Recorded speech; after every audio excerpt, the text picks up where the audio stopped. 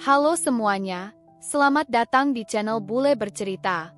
Sebelum lanjut ke kisah yang penuh ketegangan ini, pastikan kalian sudah tekan tombol like dan subscribe channel ini terlebih dahulu ya. Semoga yang mendengarkan selalu diberi kesehatan dan rezeki yang banyak. Selamat mendengarkan. Langit kelabu menutupi kota kecil di utara New York, menyambut kedatangan Ardi dengan bisu. Salju tipis turun perlahan, menyelimuti jalan setapak yang mengarah ke rumah besar bercat abu-abu pudar itu. Pemuda 27 tahun asal Bandung itu menggenggam erat koper kecilnya, berisi baju hangat, Al-Quran pemberian ibunya, dan secuil harapan akan hidup yang lebih baik. Tawaran pekerjaan sebagai perawat pribadi dengan bayaran 150 juta rupiah per bulan terlalu mustahil untuk ditolak, meskipun itu berarti harus tinggal bersama orang asing di negeri asing. Dari kejauhan, rumah itu tampak seperti kastil tua yang anggun, arsitektur kolonial dengan jendela-jendela besar dan pagar besi tinggi. Namun, ketika Ardi membuka pintu dan melangkah masuk, suhu di dalam terasa jauh lebih dingin daripada di luar. Aroma kayu tua dan obat-obatan menyambutnya, tapi yang paling terasa adalah hening. Hening yang bukan sekadar karena sepi, melainkan hening yang menusuk, seperti udara yang sudah lama tak bernyawa. Suasana rumah itu membuat tengkuknya meremang, seolah rumah itu sendiri sedang memperhatikannya. Mrs. Margaret, wanita tua yang akan ia rawat, duduk kaku di kursi roda elektrik yang modern tapi tak mengurangi kesan menyeramkan. Wajahnya tirus, kulitnya pucat keabu-abuan dan matanya, ya, mata itulah yang membuat Ardi gugup, tajam dan dalam, seakan bisa membaca isi kepalanya. Ia tak mengucap salam, tak memberi perkenalan, hanya diam menatap dengan sudut bibir yang sedikit menurun. Saat kepala Mrs. Margaret sedikit bergerak ke kanan, Ardi menyadari bahwa satu-satunya bagian tubuh yang masih bisa ia kendalikan hanyalah matanya. Sisanya, mati. Hari-hari pertama adalah neraka kecil bagi Ardi. Ia tak hanya menjadi perawat, tapi juga pelayan dan penjaga rumah. Jadwalnya ketat, mengganti popok dewasa, menyuapi makanan cair, memijat tangan yang tak bisa merasakan apa-apa, menyuaraikan buku agar Mrs. Margaret bisa mendengar dunia. Tak ada CCTV, tak ada penjaga rumah, bahkan bel tamu pun tampak sudah lama tak digunakan. Ardi pernah bertanya, "Apa Anda tidak punya anak atau saudara?" Tapi pertanyaan itu tak dijawab. Hanya mata Mrs. Margaret yang berkedip satu kali, lambat dan penuh makna, seperti sedang menyimpan dendam pada dunia. Suatu malam, menjelang tengah malam, Ardi terbangun oleh suara asing, grek-grek, seperti roda logam menggesek lantai kayu.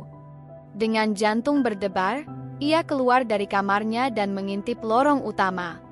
Kursi roda elektrik yang biasa terparkir diam di kamar majikannya, kini bergerak pelan ke arah tangga, tanpa siapapun di atasnya. Nafas Ardi tercekat. Ia memeriksa kamar Mrs. Margaret dan menemukan tempat tidurnya kosong. Tapi saat kembali ke lorong, kursi roda sudah tak ada. Keesokan paginya, saat matahari menyinari salju yang mengeras, Mrs. Margaret sudah berbaring tenang di tempat tidurnya. Tak ada jejak roda di lantai. Tak ada bukti bahwa malam itu nyata, kecuali rasa dingin menusuk yang masih tertinggal di kulit Ardi. Keesokan harinya, rasa penasaran mulai menggerogoti ketenangan Ardi. Ia merasa tak cukup hanya merawat tubuh majikannya, ia ingin tahu siapa sebenarnya wanita ini. Di sela-sela waktu senggang, ia mencoba masuk ke ruang kerja yang selama ini selalu terkunci. Setelah beberapa hari memperhatikan, ia menemukan bahwa kunci ruangan itu ternyata tersimpan di balik lukisan tua di lorong. Dengan tangan sedikit gemetar, ia membuka pintu dan mencium aroma lembab bercampur debu. Di dalam, rak kayu penuh buku tua dan kotak penyimpanan. Ia membuka salah satu album foto di atas meja, dan tertegun. Di dalamnya ada Margaret muda bersama seorang pria dan seorang anak laki-laki berusia sekitar 10 tahun. Tapi wajah anak itu seperti sengaja dicoret di hampir semua foto. Anehnya, di seluruh rumah, tak satu pun foto anak itu yang terpajang. Rasa penasaran berubah jadi kegelisahan saat malam harinya Ardi menemukan komputer rumah, yang biasanya mati dan tak pernah ia sentuh, tiba-tiba menyala sendiri. Layar monitor berpendar redup dalam gelap. Muncul jendela teks yang mengetik sendiri, seperti ada seseorang yang sedang berkomunikasi dengannya. Jangan percaya semua yang dia katakan. Ardi terpaku. Lalu kalimat kedua muncul, dia tahu kau di sini bukan hanya untuk bekerja. Kalimat itu terasa seperti tuduhan atau peringatan. Ardi mencoba menutup program, tapi layar membeku. Hanya tulisan-tulisan itu yang terus berkedip. Saat akhirnya ia mencabut kabel listrik komputer, layar gelap, namun suara lembut wanita terdengar dari belakangnya. Sudah kamu lihat sesuatu yang menarik? Ardi menoleh, tapi tak ada siapa-siapa. Sejak kejadian itu, Ardi merasa setiap gerak-geriknya diawasi. Ia mencoba keluar rumah untuk membeli bahan makanan di toko terdekat, tapi mobilnya mendadak mogok. Ketika kembali ke dalam, alat bantu napas Mrs. Margaret berbunyi alarm, tanda sistemnya terganggu. Ia berlari ke kamar dan melihat wajah Margaret memerah, seolah kehabisan oksigen, padahal selang oksigen terpasang rapi. Setelah memperbaiki alat itu, Ardi mengecek sistem alarm rumah. Tapi tak lama kemudian, alarm kebakaran berbunyi sendiri meski tak ada asap. Dan ketika ia mengangkat telepon rumah, suara berat dan pelan terdengar dari seberang. Napas dalam dan desahan seperti seseorang sedang mencoba bicara tapi tak bisa. Tak ada kata, hanya ketakutan. Malam itu badai salju turun lebih lebat dari sebelumnya. Petir menyambar jauh di pegunungan, dan listrik padam total. Rumah yang tadinya sudah terasa menyeramkan kini menjadi hitam gulita dan dingin. Ardi menyalakan senter kecil dari ponselnya dan berjalan perlahan ke dapur mencari lilin. Saat ia melewati tangga menuju lantai atas, cahaya senternya menangkap sosok bayangan berdiri di ujung lorong. Bukan Mrs. Margaret, bayangan itu terlalu tinggi, terlalu kurus, dan tidak bergerak sedikit pun. Jantung Ardi seperti berhenti berdetak. Bayangan itu menghadapnya, tapi tak punya wajah. Suara angin menderu dari luar, tapi di dalam rumah, hening, hanya detak jantungnya yang terdengar. Dengan napas tertahan, Ardi memberanikan diri mendekat, tapi saat cahaya senter menyentuh bayangan itu, sosok itu lenyap seperti kabut. Yang tersisa hanya pintu kecil di ujung lorong yang terbuka perlahan, pintu menuju ruang bawah tanah yang selama ini selalu terkunci dan bahkan nyaris tak terlihat. Menelan ludah, Ardi menuruni tangga kayu tua yang berderit, udara makin pengap dan bau besi karat memenuhi hidungnya. Di ujung ruang bawah tanah, ia menemukan rak logam penuh kaset VHS berdebu, semuanya ditata rapi dan diberi label tahun, mulai dari 1987 hingga 2002. Tangannya bergetar saat ia mengambil satu dan melihat labelnya, Hari Ulang Tahun Nathan, 1991. Nama itu belum pernah disebutkan oleh siapapun. Dengan tangan gemetar, Ardi menyeka debu dari pemutar VHS yang berkarat namun masih bisa menyala. Ia memasukkan kaset bertuliskan Nathan 1991 ke dalam mesin. Layar bergaris-garis menampilkan gambar rumah yang sama, namun terlihat lebih hidup. Di tengah ruang tamu, Mrs. Margaret muda berdiri, berteriak dengan amarah membara pada seorang anak lelaki yang tampak tak lebih dari 10 tahun. "Diam! Kau buat malu keluarga ini," teriaknya sambil mengayunkan tongkat ke arah anak itu. Anak itu tak melawan, hanya menunduk ketakutan. Kamera bergetar sejenak, lalu menyorot luka di punggung sang anak. Ardi terperangah. Itu wajah anak dalam album foto yang selalu dicoret. Setelah malam itu, tidur Ardi tak pernah tenang. Mimpi-mimpi aneh mulai datang, berulang. Dalam mimpi, ia bukan dirinya sendiri. Ia adalah Nathan, anak laki-laki dari rekaman itu. Ia mengalami penyiksaan, dikurung di loteng gelap, dipaksa berdiri berjam-jam di salju, dijemur di bawah matahari musim panas dengan tangan terikat. Bangun tidur, Ardi merasa tubuhnya remuk. Ada goresan halus di punggungnya, memar-samar di lengan, dan rasa nyeri di pergelangan kaki, seolah ia benar-benar disiksa. Ia tak tahu mana yang nyata, mana yang mimpi. Tapi luka-luka itu tak bisa dijelaskan. Segala yang terjadi mulai membentuk pola. Rumah ini, pikir Ardi, bukan sekadar bangunan tua tempat tinggal wanita lumpuh. Ini adalah penjara bagi kenangan kelam, dan entitas yang masih tinggal di dalamnya belum selesai dengan masa lalunya. Ardi merasa dikurung dalam pusaran yang tak bisa ia hindari. Setiap sudut rumah terasa hidup, penuh bisikan, dan memerhatikannya. Jendela kamar terkadang terbuka sendiri. Barang-barang berpindah tempat. Dan suara langkah kaki kecil terdengar setiap malam di atas plafon, padahal tak ada lantai atas selain loteng yang terkunci. Sore itu, saat sedang mengganti posisi kursi roda Mrs. Margaret, sesuatu berkilau dari celah bawah bantalan duduk. Ardi mengambilnya, sebuah kunci perak kecil, antik, dan sedikit berkarat. Dengan cepat, ia mengingat laci kayu tua di ruang kerja yang tak pernah bisa dibuka.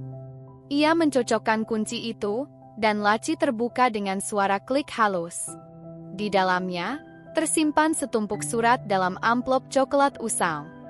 Tulisannya rapat dan penuh emosi. Surat-surat itu ditulis tangan, dengan nama Nathan di bagian akhir tiap lembar.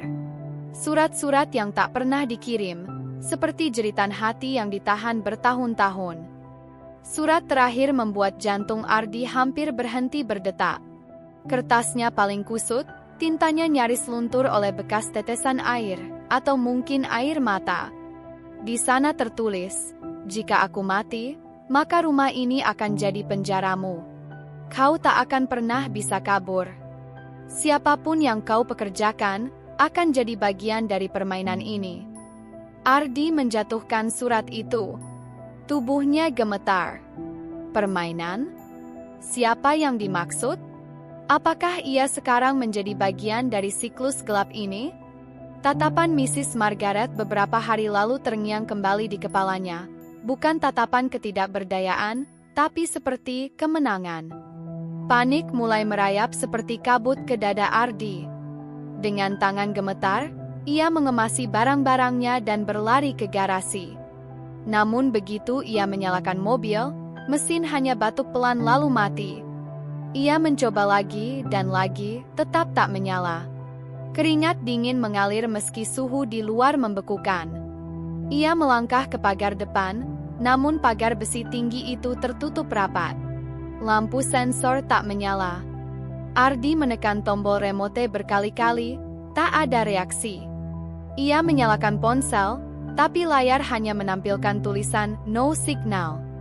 Bahkan wifi rumah yang selalu aktif kini hilang.